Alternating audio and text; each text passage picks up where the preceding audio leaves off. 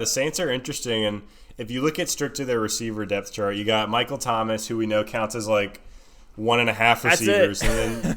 and then you got Traquan Smith and Ted Ginn. So they're really, really light on any depth beyond Michael Thomas. They got $29 million of cap space. Their draft capital is little to none. They've got the 24th pick in the first round, and they don't pick again until the 24th pick of the third round. So Steph, do you think the Saints address the wide receiver position in the offseason, or do you think they say, hey, Michael Thomas is enough?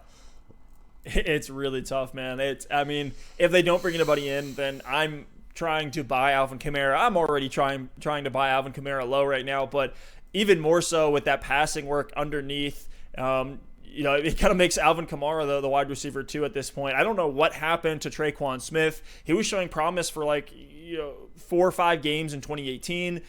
I don't know. Maybe it was injury. Maybe I'm missing something there. But Traquan Smith just disappeared, it seemed like. And he was the one we were looking at as, maybe this is the next wide receiver too in New Orleans. I'll bring his name up again. Henry Ruggs, if they want to grab another guy who can replace Ted Ginn, stretch the field. If Breeze wants to prove the doubters wrong that he still has, some firepower left in that cannon. I know a lot of people say that, as he's getting older, he's not able to throw the ball as far. So maybe they don't go after Ruggs with that being the case. There's also a chance maybe Breeze retires or leaves. There could be some massive turnover there. I tend to think they bring Breeze in for his kind of victory lap, give him one more contract, see if they can win a Super Bowl before he's gone.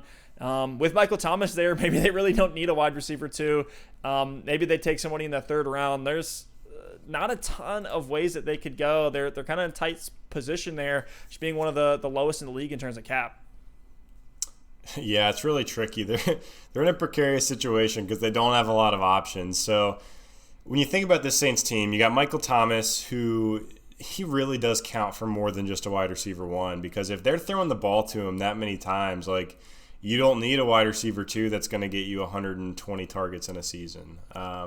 So you got Michael Thomas, who's already commanding more volume than anyone else in the league. You've got Jared Cook at the tight end position, who's a receiving tight end. We all know Drew Brees loves to use the tight end. We saw him back in the Jimmy Graham days. Jared Cook is a factor on that offense. And then, like you said, Alvin Kamara, he's basically half running back, half slot receiver. So he's had, I think, 81 receptions. Actually, yeah, it is 81 receptions for each of his first 3 seasons.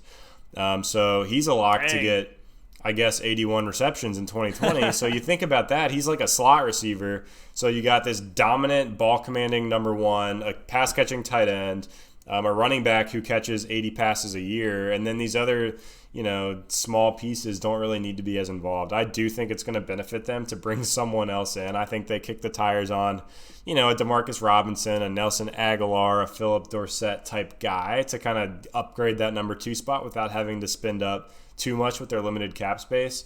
But I don't think they go do anything crazy. I think they like what they've got, and maybe they just look for a small upgrade at the 2 spot to open it up for the other guys. Yeah, I feel like they're 1 or 2 explosive playmakers away from being at that Super Bowl game that is kind of escaped them the last couple of years here.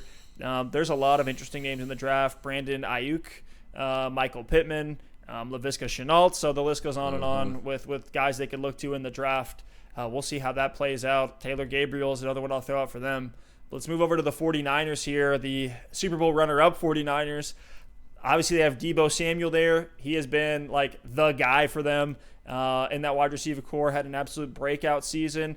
Can't wait to see what he can do in 2020. We mentioned Emmanuel Sanders time and time again, 33 years old. I actually think they signed him. I think he showed re-sign him. He showed a lot of promise in that offense. They don't have a ton of passing volume with the Shanahan scheme that they like to run. Kendrick Bourne is a free agent. He was kind of their wide receiver 3. We saw him get some looks, in the playoff stretch. Then they have a bunch of names that are kind of falling off in terms of Marquise Goodwin, Dante Pettis. In terms of cap space, they don't have much to work with. They only have $12 million. That puts them at 28th. And they have 1 draft pick, which is the 31st pick in the first round. So not a ton for them to work with, which makes me think, hey, let's just re-sign Sanders and then go from there. Maybe get a smaller free agent. Maybe we re-sign Kendrick Bourne, just kind of keep that same core that got us to the Super Bowl. But what are your thoughts on that? I mean, it's hard. There's really no other option than to agree with you. I think they try to bring Sanders back. We talked about it earlier with the Colts. Like, it's so hard to keep the status quo in the NFL and stay competitive year over year. So realistically, like, if they're able to bring Emmanuel Sanders back, they're pretty much going to have the same roster. Maybe they try to make a little upgrade here, a little upgrade there. But of all the teams we've talked about, they have the least flexibility. So if Sanders does walk or they're not able to re-sign him, maybe they don't want to pay him because they want to use that money elsewhere. Like, they could go for a guy like a Randall Cobb, like a veteran who can come in and be effective, a similar role to what Sanders had. Maybe a younger guy like a Nelson Aguilar. I know he's not quite as proven and consistent at this point in his career, but yeah, it's interesting that the 49ers are in such a bind cap-wise. I think they probably go after Sanders and try to run it back, but you look at Jimmy G eating up $26 million of that cap. And then on the D-line, D Ford's got a $16 million cap hit. DeForest Buckner is at $14 million. Richard Sherman, in the secondary is at $14 million. Solomon Thomas is at $9 million. So you just look at that defensive front, and their contracts are absolutely eating up their cap space. Jerick McKinnon is still on the books for $8.5 million, so that certainly doesn't help. So maybe they get creative. I think they can certainly find some ways to get some more cap and maybe make some things work. But yeah, it just makes sense for them to try to run it back in 2020. So the last team here, the Arizona Cardinals. We have Christian Kirk, a guy who had, I would say, a breakout, maybe a mini breakout, a kind of a quiet breakout in 2020. And then their next option is a 36-year-old Larry Fitzgerald. I actually don't think he's officially re-signed with them. You can correct me if I'm wrong there, but they have $52 million in cap space, which puts them at 14th. They also have the 8th overall pick, an early second round at the 208, and then an early third round pick at the 308. This is another one for me where, can we get Henry Ruggs into that offense with Kyler? Though being at the 8th spot, I think they can wait a little bit if they want to take Ruggs as a guy who can stretch the field in the air raid offense that Kingsbury is running over there at head coach. Could also go with the Jerry Jeudy or a CeeDee Lamb as well to go opposite of Christian Kirk and really give Kyler all the weapons that he's going to need, young weapons that he can grow with. Alex, what do you think they do? What do you do if you're the Cardinals? Yeah, they have signed back Fitzgerald to address that point. He's back for $11.5 million, close to that in 2020. So I think he's he's a Cardinal for life. He's going to be more of a transition guy. They've got a young team, a young head coach. I think they're very likely to bring in another receiver and have Fitzgerald kind of mentor that receiver room and Kyler Murray a bit to set them up for the future. So if I'm the Cardinals, I think I'm probably not drafting another guy. They drafted 3 wide receivers last year. Andy Isabella in the 2nd, Akeem Butler in the 4th, Keyshawn Johnson in the 6th. So for me, am I really going to go out and use one of my top picks on a receiver again? I wouldn't, but I think Cliff Kingsbury will. I wouldn't be surprised at all to see him go out and get a receiver at 8 overall. I mean, Cliff Kingsbury, he's an offensive guy. We all know it. Their defense was awful last season, so they should address the defense. But if they go out at 8 and they get Jerry Jeudy or Henry Ruggs or CeeDee Lamb or one of these guys, it wouldn't really shock me one bit. Maybe they wait and take a guy later, but if I'm running the Cardinals, I'm probably picking up a free agent.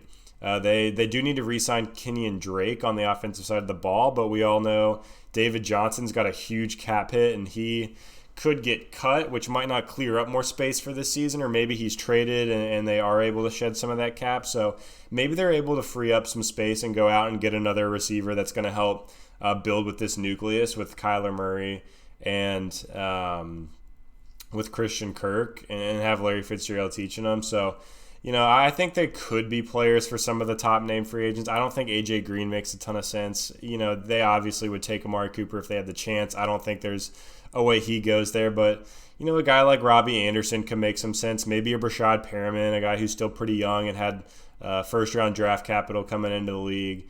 Could make some sense. So I think they could go out and sign a free agent, but they will address the position. I just don't know that they're going to move forward with the guys they got. It seems like they have 4 or 5 mediocre receivers, and 4 or 5 mediocre receivers doesn't make one good receiver. So I think they do need to address the position. Maybe they wait one more season and see if someone else breaks out, but it's unlikely at this point. So there's a ton of options with the Cardinals. If I'm them, I'm not drafting someone, but personally I think they will. Yeah, Kingsbury wasn't hesitant to move on from Josh Rosen and kind of just do a hard reset on that Cardinals roster. I feel like you could do the same at the wide receiver position. They're moving on from Damiere Byrd, who was kind of their field stretcher that was in there, but didn't really show too much for them. Any field stretcher they can get their hands on, maybe Jalen Reagor, maybe Henry Ruggs, that they can get. I think would help. And I'm very interested to see this Cardinals offense. I think we saw a lot of promise from Kyler Murray. I can't wait to see what they can do there and, bringing the air raid to the NFL. It's a very entertaining system just as a spectator.